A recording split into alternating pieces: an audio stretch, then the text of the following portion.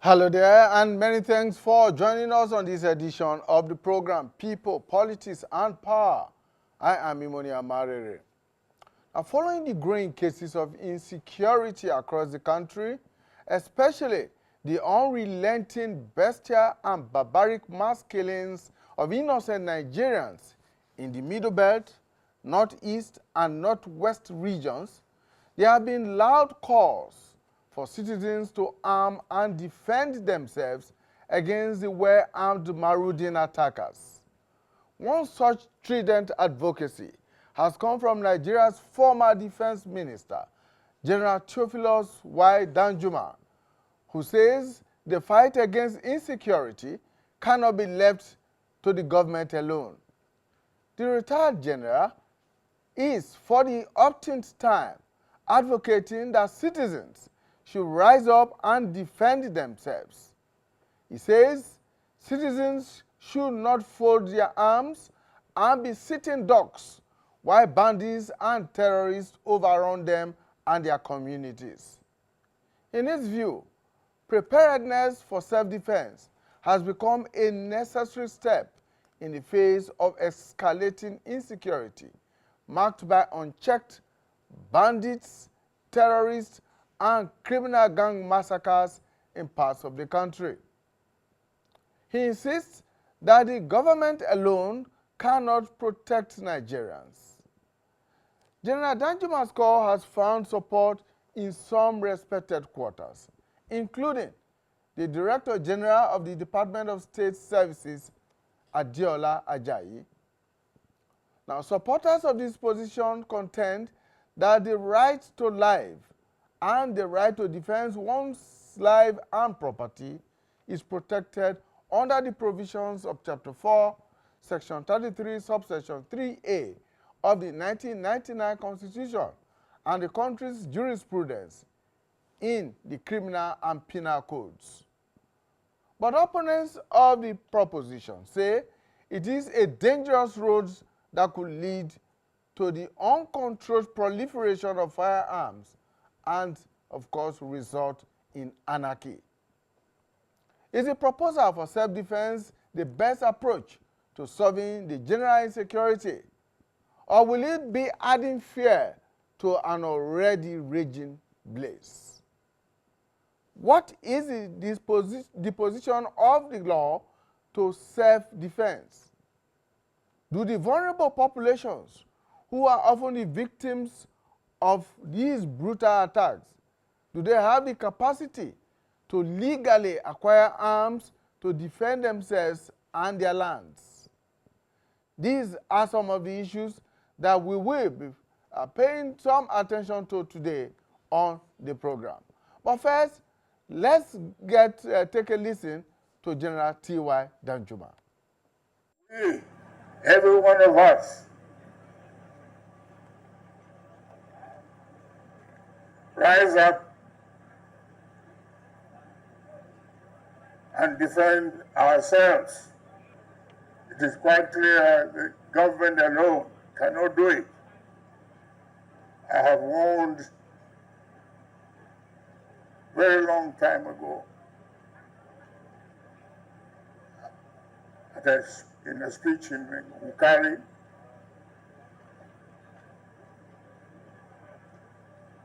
that our people must be prepared to defend themselves.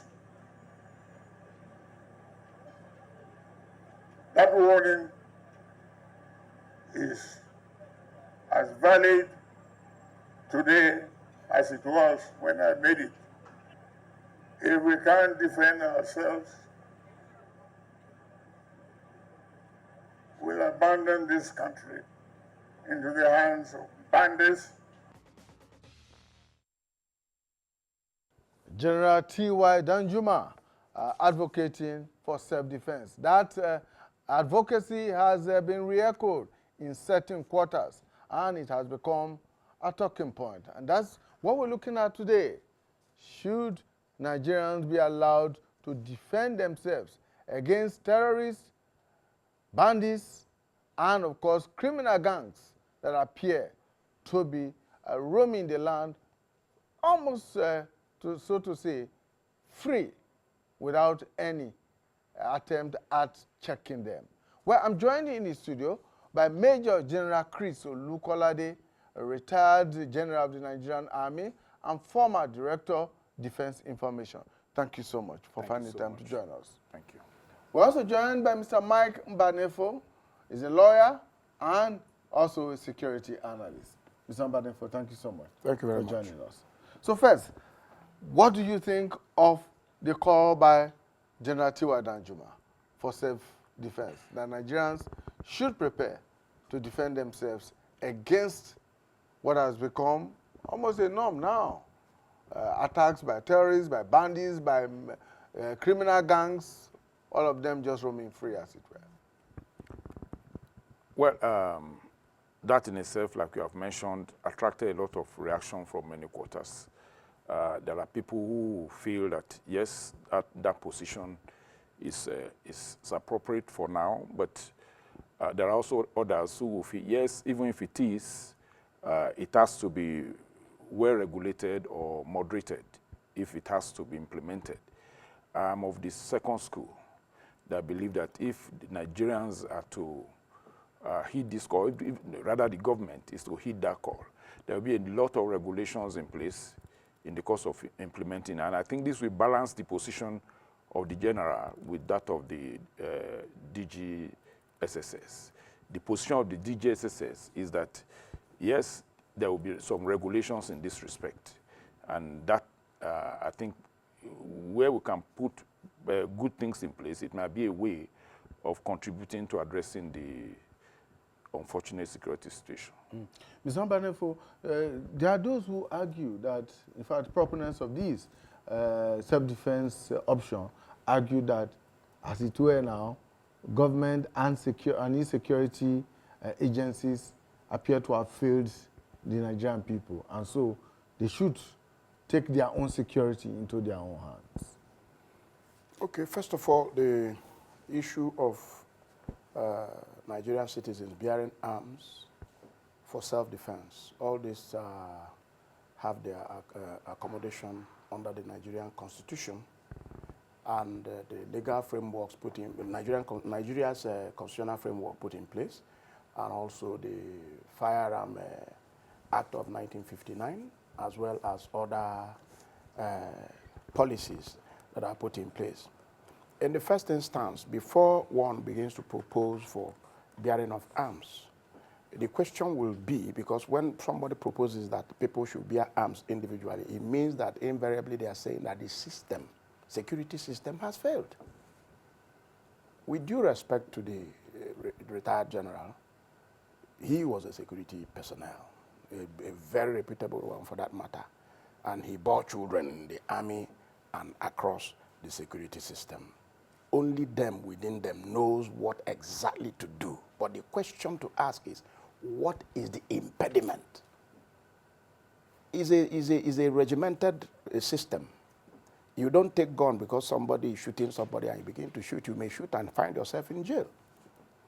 The provisions of Section 33, subsection 3 of the Nigerian Constitution as amended is clear. Right to life. You have the right to life, which means anybody who makes an attempt to take your life arbitrarily is committing an offense and also breaching your right as deposited in Chapter 4 of the Constitution. But what is an issue is, how do you prorata action and reaction in the name of self-defense? Even if you have license to bear arm, you still have to follow due process and observe absolute rule of engagement. Somebody may be coming towards you with a machete. You have a gun. Until there's an imminent attack directly to your life, which means the person must proceed to try to machete you. But the question is, how are we sure that you're able to dodge the first attack before you decide to defend yourself because you have an arm? My issue would be, would I have to die before I defend myself? Now, when it comes to the issue of bearing of arms, first of all, there are some very serious fundamental issues that will arise. For instance, For you to bear arms is not Nigerian constitution in any chapter, in any section does not provide for arbitrary bearing of arms. It prohibits bearing of arms by civilians. Which means for you to bear arms, you either obtain license from the Inspector General of Police or from relevant authorities. For what purpose? To defend yourself. I want to make a particular reference to, for instance, what is happening in the Northeast. The soldiers are there. They are very gallant, very capable. At least I was told by an American that Nigeria has the best infantry in the world. Meaning they know what to do. It's just for them to be commanded. But the commander has to be commanded by the commander-in-chief. If there's no command from the commander-in-chief, the commander is just a commander that is an administrative commander. If he issues an order that has not been given to him under order and directives, he will go to jail, he will be court-martialed and sentenced and imprisoned. So the regimented nature of the security system is a very big issue. The issue of licensing of arms and not licensing of arms is a very tricky thing. Okay, under the Nigerian Constitution, first of all, it allows you right to life as proposed and as provided. But that right to life means that if there is an imminent danger to your life, you have to defend yourself. But you have to, first of all, make sure that the attack is proportionate to your reaction. How do you quantify attack when both the judge and the lawyer and the prosecutor and the defense counsel will not be at the point of the attack to be able to quantify the proportional observance of what happened? So the issue of arm bearing by whoever is proposing that, we are yet to mature in discipline. We are yet to mature in understanding that we are no longer slaves to anybody, viz. The colonial masters, whomever they are. Because when Esau and Jacob, it was time for blessing. The blessing was for Esau. But the person who collected the blessing was Jacob. So we have to, first of all, emancipate. I keep saying this thing. Emancipate from mental slavery. See ourselves as free persons. A free man will, first of all, not think that he's under attack. And a free man will not think of attacking. Rather, it is a joyous moment that people have to live in harmony, observing the clause that says the more we are together, the happier we shall be. But when we come out with animosity, the same thing that made us to test for independence is what is still subjecting us to anarchy. That's just simple truth. Okay, we will come back to some of the issues that you have raised now. The whole question of whether or not we are matured as a people for what is being asked for. But I will come back to that. Let me turn to General. General, to what extent do you think that the failure of the security system or the security forces in Nigeria, and by implication, the failure of government, has contributed to this call, to this agitation for self-defense? Well, thank you. I will connect this with the response of my colleague here, in the sense that most of the calls are results of public frustration with the efforts. But that is not to say that efforts are not being made. Maybe the situation is becoming uncontrollable for whatever reason. Before, if you note the comment of the retired general, that's not the first time he was saying it. I think he said it about 3 times now. The first time he said it, it was anchored on an allegation that the people in the field collude. I remember I heard him repeat that, and he emphasized that word collusion. And that for this, people cannot leave their safety in the hands of such people. He repeated it in another instance, and this last one. I think I'm aware of about 3 times he has said that now. Like I said, it's reflective of some frustration in the field. But, you know, those who are really facing the issues must have their constraints. He mentioned, for instance, now, that by testimony of even foreign observers, there's a capacity there of the people on ground to respond and to manage the situation in terms of being infantry officers and soldiers. But whatever could be their limitation is now traceable to maybe the level of command, or from what I will summarize, I think the point is heading for, and which has often been echoed in many quarters, is the issue of political will, to, and that political will to which naturally every officer on ground, beginning from their chiefs, are able to read the body language of whoever is the commander-in-chief, and they know the level of mandate and backing they have to confront the issue. That aspect is there. There are also other limitations on ground, limitation of possibly, at a point in this this efforts against terrorism, at a point, the major concern was on the issue of human rights abuse or not. Those constraints are there, that they are conscious that, look, there's a limit to which I can even manage the situation. But when it got to a point that almost every Nigerian too begins to feel that, look, this thing is becoming overwhelming, use any means to get rid of this nonsense. And some consciousness followed that. But still within the same community, there are people who believe that this thing should not be treated with the sledgehammer. Those constraints are also there. The constraints of equipment, the wear and tear of equipment, the economy of managing the situation is also there. This could dovetail in the volume of troops on ground. And I'm not even talking only of the military now, all the agencies involved. There are limitations to the resources they can deploy there. But everybody by now should be convinced that there's maximum efforts in this regard. Maybe they are feeling frustrated that the efforts are not bringing the required result. Hence the call for this self-defense. And I'm not even taking the self-defense advocacy of the general to mean that he says everybody should just, there should be anarchy on the ground. I'm not taking it to, I think he's meaning that they should be more involved, more interested in the situation around them, as not to just be sitting ducks that can be fed upon by marauding terrorists all over the place. How well have community initiatives, self-defense initiatives that we see in different parts of the country, vigilantes and even in some cases groups that are actually organized and put together by state governments, how well have they done in defending communities and in collaborating with, say, the federal agencies? Because almost all the security outfits that are recognized are all controlled by the federal government.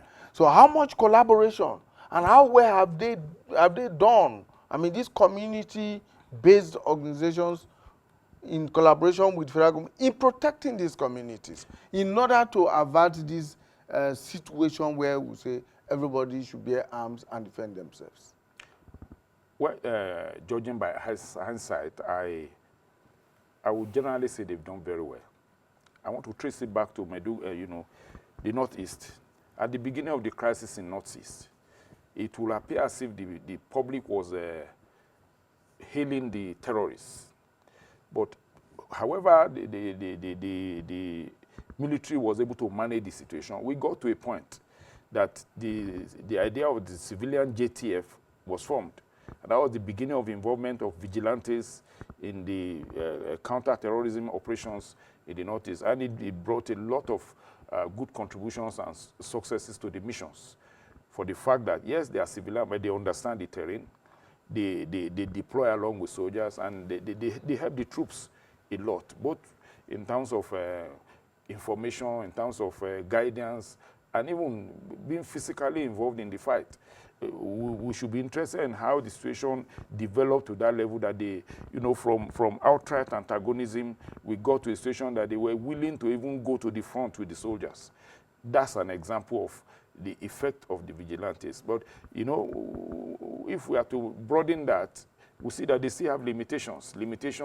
They have to be, put under guidance if they have to operate in the field. They have to introduce some regimentation in them. I've been privileged to also operate in Sierra Leone. We got to a point that the situation in that country became so bad that government allowed what they call the Kamajors. The Kamajors are, the ones. Well, was a non-state actor yes. in and they Sierra Leone. were moving with the troops. In fact, at the point they were independently confronting the terrorists who were called rebels at that time. And you could see that, their commitment. Nevertheless, it always has to be brought under some regimentation. Because if, for instance, the international community wants to, assess that operation, the atrocities will be attributed to the regimented bodies, which are the government agencies. So these elements are the reasons why they have to be brought under the control and guidance of the government agencies. All of this will call for definite political decisions. And, I use the term again, political will. I also want to refer to what we are seeing of the Amoteku in the Southwest. Initially, you could see some enthusiasm on their part. They want to really get results for their community. Then the governor of Ondo State observed some limitations on their part, and he approached the federal, or at least we're following this in the news, that these people cannot rely on the ordinary weapons for them to be able to be effective. They will need some automatic weapons. And that regulation has to come from the federal. All of these are issues that must come to play if we are to marry the action of the federal agencies, the official agencies that are commissioned to manage violence. Management of violence itself is a state business. And in the course of our constitution, much of it is attributed or handed to the federal government. Barrister, the understanding of many people of this self-defense proposition is the fact that they could arm themselves and protect themselves, their properties, and their land whenever they come under attack. And this has, in recent times, arisen from the spate of killings that we have seen in a number of states: Benue, Plateau, Kwara, Taraba, and in fact, lately in Kogi State and all of that. All of these has thrown up this whole agitation for self-defense. Many people do not understand it to mean that, look, for you to engage in self-defense, you must follow laid down legal processes. But what does it matter to individuals, to ordinary Nigerians who are victims of these attacks daily, as it has become, when in fact their lives are being cut short and their livelihoods are being destroyed and their lands taken? Well, I'll repeat myself again. If you're a slave and you have that mentality that you're a slave, you will remain a slave in perpetuity. Under the Chapter 2 of the Constitution, the government is expected to do XYZ to ensure good governance of the sovereign state of Nigeria. And the same Chapter 2 enjoins the citizens to ensure support and alignment to aid the government to achieve good governance of the nation. Therefore, the certified arm bearers, licensed arm bearers, who are supposedly standing in the gap constitutionally to defend the sovereign state of Nigeria. If they start getting overwhelmed, it means that there are some informations that are lacking, not that they don't have the capacity. Knowledge is power.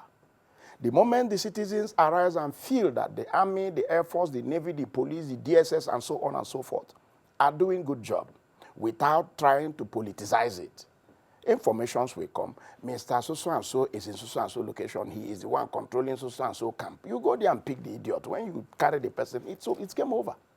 When the captain dies in war, war is over. So, now, the issue of saying the extent how the people will support, of course, consistently the people are supporting the the people who are licensed to carry gun. But the issue is that, let me take a stance from the Amotekun issue, where the governor of Ondo came to federal to sort for semi-automatic rifle. Local vigilantes does not necessarily even need pump actions to do their work. Allow them to do the work, and not when they catch Mr. A, you say he's the son of some king of so and so nonsense. You are still subjecting them to that mental slavery. There are people who believe that they have charms. They don't even want semi-automatic or automatic rifles. They don't even want them gun. They want to show you power. They catch these people raw and give the certified arm bearers. You find that there's no reward, not even to say so and so person, because showcase them in the television for them to be appreciated. No, instead you hide them under the carpet. Take gallantry, take glory, take honor, and so on and so forth. But when they say an armed robber is there, you hear knockout, you run away. In my state, for instance, I saw something on Facebook being displayed, 15,000 decomposed body with human skulls in a community somewhere between the boundary of Imo State and Anambra State. How can you tell me that the community leaders does not know who is doing what? If you see something, you say something. The biggest problem we have, unfortunately, General is here. He's retired but not tired. Once a general, always a general. With due respect, the regimented nature of the arm-bearing security agencies is a very big issue, especially when the persons who ought to deploy command becomes politically held to ransom. How do you explain that President Tinubu, goes to the northeast, identifies the people who are causing the problem and commands the army to wipe them out? They will say that he doesn't like them. He's a Yoruba man. He's from there. He's from there. He goes to Yoruba people and identifies people who are terrorizing Ondo, Ekiti, axis. He says, wipe them away. Say, how can he? You see what we are saying? He is this, is that, is that. You near Igbo people, they say, we are polarized and all those things. It is a very serious issue. It is because we have not emancipated from mental slavery. I told you something in this studio. If I am in charge and my son gets himself involved in any of such thing, he knows exactly what the verdict is. In fact, he is safer in the hands of government than in my hand. That's the truth. You have to first be an individual. There are so many generals who have served this country gallantly that are not that poor. There are some who are captains. They have hotels. They have all manner of things. How did they get there? Once you compromise, you become compromised. If Esau did not eat porridge, Jacob would not have collected that birthright. It's very simple. What is sacrosanct in this matter is not the issue of provision of semi. I can tell you without sounding immodest that the governor may politically smartly told them, oh, let me apply for license for you to bear automatic rifle just to slow them down. So that if they now act, otherwise they say they are impatient. My governor was put on a hot seat. I mean Soludo. He was put on hot seat. Go to Anambra today. At least you can be sure, reasonably, up to 65% that you can travel from Onitsha to Imo State without anybody jumping into the road to go and do this thing. Immediately he handpicked some fake native doctors and pastors. The whole tide of kidnapping died down. And that's a very serious issue. So, and the issue of arbitrariness of legal right activists and all those rubbish. Yes, we appreciate the fact that you want to help the government to make sure that they are put in check. But it doesn't stop you from also supporting the government that he who caught an armed robber who is beheading somebody, what are you discussing with such a person? Is it not part of the self-defense? If a broom comes together, they can only sweep a stone. No single broom can sweep even a grain of rice. So the community is seen as a broom. There is a community leader. And something happens within the community, you don't single people out and begin to give them license for them to do the needful. They should catch the person. The law says action and reaction should be equal and opposite. The action against the community is that 1, 2, 3, 4, 5 person has been kidnapped. Here comes the kidnap, here comes the victim. This is the kidnapper having automatic rifle, not even semi-automatic. And those who have charm, whether it works or not, I don't know. That's a subject for another debate. But once they catch those people and you see that, what are you discussing with such a person? That's the question. You don't negotiate with terrorists. That's the law. They said action and reaction. You kidnap my mother. You beat her. I look at my mother crying and you say I should go and wait for government to give me license. You have to kill me then. That's the only way. Let me tell you, it's either you are taking the job or you resign. By the time General this resigned, General that resigned, Admiral that resigned, Inspector General that resigned, the president is not deaf. He's waiting, he's pleading, he's wishing that the people will hold him accountable, that he's disturbing them from arbitrarily killing somebody. Tinubu is not a daft. Let me tell you, in this country, there's only one man who had been in full control of this country. That was later Abacha. The second person on record is Tinubu. How many riots are you seeing everywhere again? All these things are politically masterminded things. Let's not come and begin to come to the stage and make the thing look as if we are here to represent my auntie, Nelly Uchendu, on Tortoise Club. No, we have to call spade spade. Before, you can hardly see a general that is fat. These days, see them with big tummy, fat bum bum. Because it's not, look, and General talked about weapons and obsolete weapons. No. Machete. During the Bakassi period, none of them was having even pump action. In fact, they don't even make use of pump action. Is that their machete? Once they rise it, your head will go down. The General T.Y. Danjuma retired is not telling you you should go and carry AK-47 and give people. No. He's simply saying, allow people to defend themselves. Meaning, relax this law.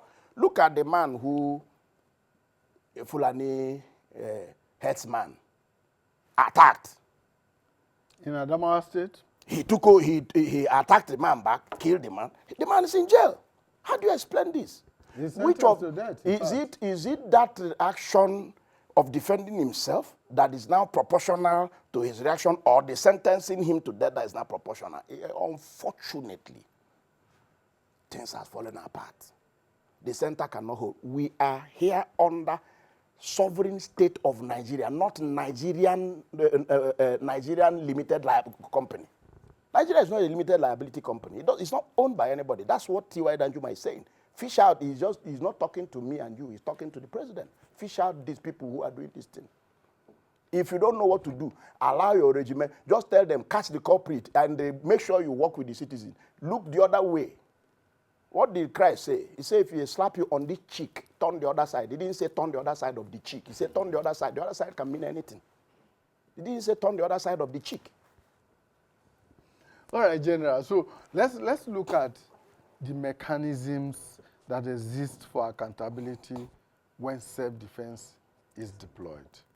What do you think? Because we have had situations where, like you mentioned, where human rights issues are thrown up and will be thrown up if and when this happens. I mean, no question of self-defense. So what mechanisms exist that are there now or that could be put in place to ensure that self-defense does not lead to excessive and unlawful acts? Well, what is on record is that which guides the agencies in operating. First of all, we talk of the rules of engagement. Any operation has its own rule of engagement that has to be observed as an officer that is in that mission. And that in itself is in place for any regimented person. Where we should be concerned now is where non-regimented people are involved. And that's where maybe laws have to come up. Like I said, the issue is even at the end of the day, when we have to hold any mission accountable, it is the regimented people that first come up. If there's going to be, for instance, international criminal court issue, nobody's going to be looking for the vigilante unless he has a very clear identity by which he can be picked up for certain atrocities. The easiest way to pick is to refer to the regimented body that he is supporting. Now, that is about, if we are going to so liberalize the use of arms, for instance, it has to be guided by additional laws that can hold non-state actors accountable. Maybe when I say state actors now, I'm not even referring to the terrorists. I'm saying those on the side of the state that are protecting their community. There should still be some regulations they must observe. Otherwise, we are facing an anarchy. Indeed, if when we talk of bearing arms, I'm still digressing that way now. Talk of the risk of escalating the crisis. It takes some training for a regimented person to know that even if he has to use arms, he has to use it responsibly. It takes some training. It takes some regimentation to have brought him to that level. And so somebody who you are not even sure of his state of mind, you give him a weapon. You first look for his family's enemies. And then how does he account for that? So all of this has to take care of a situation where we have to even involve self-defense. And the self-defense, I want us to be careful not to let it mean that it is free for all, that no one becomes accountable. Democratization of arms bearing. Even if we are doing that, it has to also come under some regulations. I will even address that. Yes.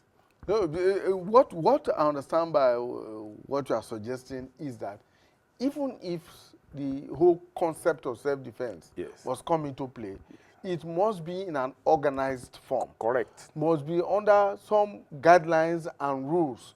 In other words, we just should not allow anybody, everybody should be accountable. And everybody to bear arms. But those in bearing arms, those arms should be under the purview of an organized, maybe a non-state body, but subject to certain regulations.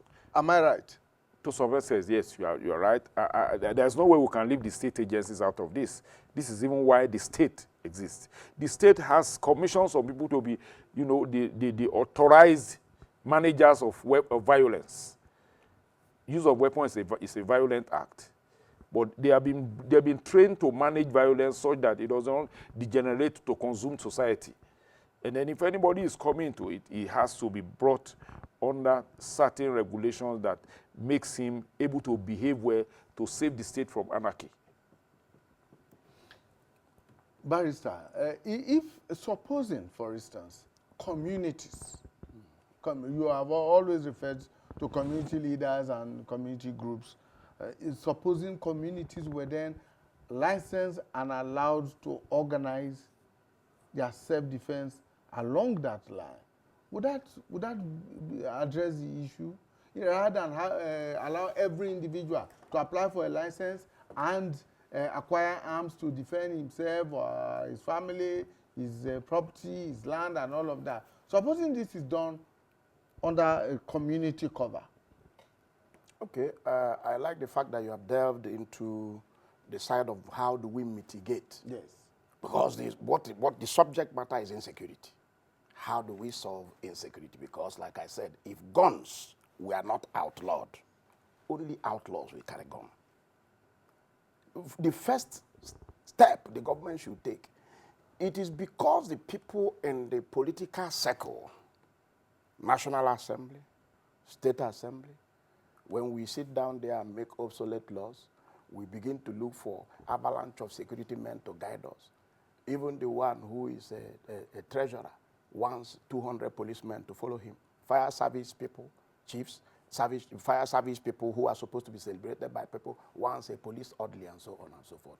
If all these political stakeholders are not having, no senator has less than 16 policemen attached to him. If you make good laws, there's no need to carry police. If you make a law that he who kills should be killed immediately, you have less work to do. By the time you come to your people, area boys will gather you. Once upon a time, even before Tinubu became governor of Lagos State, he used to come to those days Fela Shrine where everybody goes. You will see him walking independently. Nobody was attacking him. Even as a state governor of Lagos State, he could ride on a bike. Nobody attacks him. Buba Marwa same. When Buba was in Lagos, the then president Abacha removed him from Lagos, not for anything, just for him to go and to another state. The whole Lagos state rose. He's Buba from Lagos. It's when you put something in place, people love you. You don't need security. I have contested elections several times. I never moved with any security. Because the first question, who did you offend that is chasing you? Today, an accountant, a bank manager uses police. The whole of our police, if the police is dutifully assigned to the proper post, they will not be carrying bags for politicians. To the extent that a politician will slap a policeman. How? How does that happen? So what you're saying is that General Tiwa Danjuma has proposed self-defense, therefore proposed armed bearing. What he has proposed is already in place.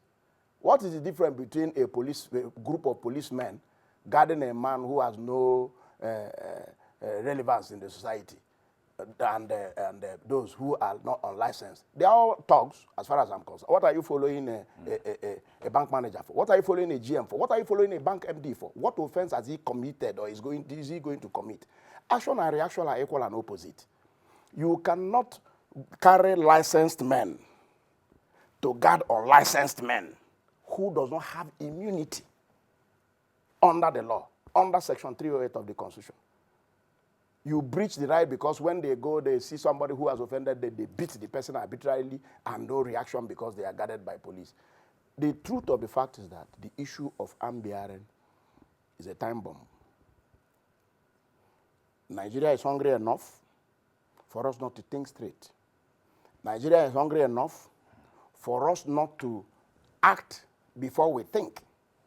Nigeria is hungry enough that we celebrate things that are wrong. These things is like water channel. If water channel is obstructed, it charts another course for itself. The vigilante group, especially in the axis of Okpila, that Ondo Ekiti axis, these people have been there doing work. All the arms and ammunition, automatic and semi-automatic rifles they've recovered from bandits, where are they? Why were they not marshaled out? Who takes inventory of all those things? There are so many arms and ammunition in the hands of wrong people, both recovered and the one that were conquered, the one that were recovered in camps of bandits and so on and so forth. That's not accounted for. And it still underscores proliferation of weapons. We don't like to nip things on the board. We want to look for army to blame. You want to look for police to blame. The citizens should blame themselves. When you come to a man's compound, say, who is this man? Say, local government chairman. 50 policemen in his compound. Doing what? You have to afford what you can contain. You can, if an antelope shits like an elephant, his ass will tear into pieces. If they retire, can they sustain it? That's why you see a regular general who has even gone to war. You see him in the civil society, he behaves like a coward because your pattern is unknown to him. He doesn't understand you because you're very violent, even by physical appearance. They were not taught to begin to war. They were taught to calculate. They were taught decorum. So because we don't have decorum, a lot of things we do, everybody is after the next. After Tinubu's turn, now you say next. When the next person comes, they say it's an idiot. Tinubu was better. That one goes, you say next. The Tinubu, in fact, this one. Do you understand what I'm saying? So our subject matter before we carry arm, we must inculcate individual qualities of self-awareness, who we are, the wood we are carved from, emancipate from mental slavery, understand that there is no other country greater than Nigeria on earth, even biblically. Because as at 1980, all these superpowers were nowhere to be found. If you hear that a Nigerian man is coming, the white people wait at the airport. It only started going wrong in the 90s. As at 1980, how much was pound? Is it not 2 pounds to 1 naira? When did it turn? So, and this is a country that God has so blessed, a country that has been robbed from the day of independence till today until tomorrow, and is still standing. Our problem is to emancipate from mental slavery first. General, are there other countries in the world that Nigeria can learn lessons from in this regard? And if there are lessons, what are those kind of lessons? Well, each country is unique in itself by experience. And I've not found two experiences that are the same in terms of the countries involved. But we can see transformation in certain places. It talks of orientation. When we think of countries like Singapore, how they moved from third world to what they are now. Exactly. All traceable to leadership and organized society. And reformation. So when you see such, you can make reference to it. You've seen countries that move from terrible state of, do I call it anarchy and hatred, like Rwanda, and now there's some orderliness that have made that country, even an African country, some envy and reference point for decent society organization. So when you see that, you relate it to experience. I think at a point, again, I have to refer to the Sierra Leone experience. When we were there, General Obasanjo, when he just took over as the civilian president, came to visit Sierra Leone and was addressing the audience of their legislators and others. And he was telling them the experience of Nigeria that moved from civil war to become friends. That we don't even, now you cannot even say this is the eastern part where the war was from. We have really reconciled. And there is peace. I mean, as at that time, he was kind of using it as a reference they can learn from and come out of war and become a country that can love one another. He was using Nigeria as a reference point. I still believe that we can come out of this situation and become a reference point. Somebody made a remark to us while we were there and said, you Nigerians troops, treat us well, because you never can say that there may be some other day where we too, our own soldiers come and do peacekeeping in your country. We say never, it will not happen. But when they begin to see our situation now, some are beginning to feel maybe it will degenerate and we really need a peacekeeping force. I say, God forbid. And by the time we come out of this, we should be a reference point of how we, one, be able to overcome terrorism. At a point when we're even making reference to this Tamil Tiger situation, how it was brought under control as an example of how terrorism was nipped in the bud. And we called the country involved, you know, they visited Nigeria and they wanted to understudy our own case. And when the Americans had that, they were interested. Are we trying to form an alliance with this kind of country? But they have it on record that they'll be able to nip terrorism in the bud and stamp it out completely. So our experience will get to, if we manage it well as it is now, will become a reference point. And I think there is no time we will not need definite intervention of government, definite political decisions that will make us able to relate and become what we have in view as a peaceful country.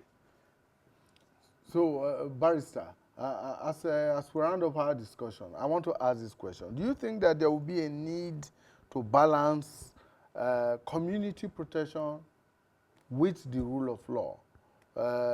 If there is, what kind of policy frameworks, as a lawyer, would you recommend? Okay, it has always been in place. That's what we call community policing. See something, say something.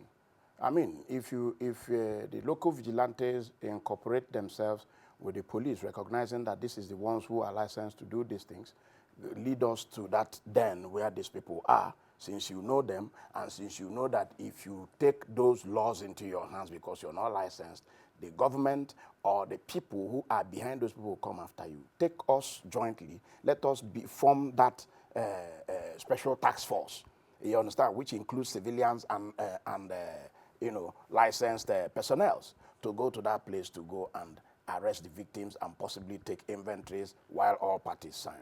In that way, they will be legally protected.